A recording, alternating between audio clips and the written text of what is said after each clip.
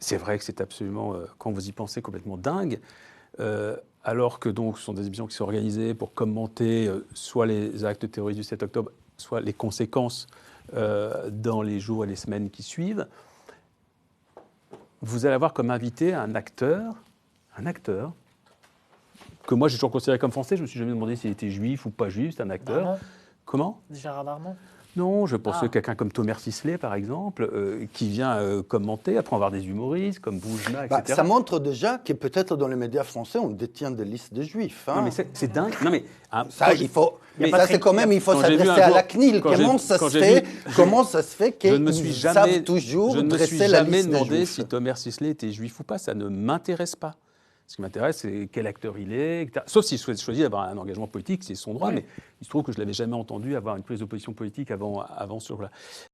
Ce n'est pas possible qu'un groupe qui représente 0 quelque chose de la population française, c'est-à-dire moins que les handicapés, a autant de place. Et si on le donne autant de place, c'est parce qu'il y a un fantasme antisémite extrêmement ancré qui est les Juifs, ils ont de pouvoir et donc on a intérêt à être de leur côté. Et ça, c'est l'antisémitisme que nous devons combattre d'abord parce que c'est celui-là qui est le plus sournois.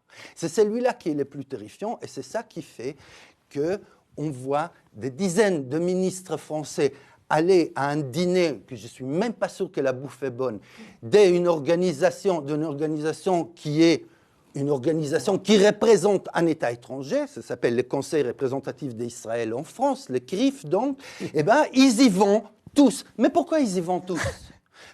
La manière dont on parle des musulmans aujourd'hui à la télé française, mais c'est sidérant. C'est, je le dis, sidérant.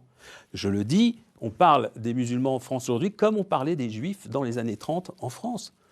Avec le même mépris, avec la même idée que ce sont des gens qui ne sont pas adaptés à la République, que ce sont des dangers. Voilà. Et tout est lié. C'est-à-dire que ce qui se passe à Gaza, ce qui se passe en France aujourd'hui, ce qui se passe en Italie, ce qui se passe dans tout un tas de pays, c'est la question de la barbarie qui n'a pas du tout été vaincue en 1945.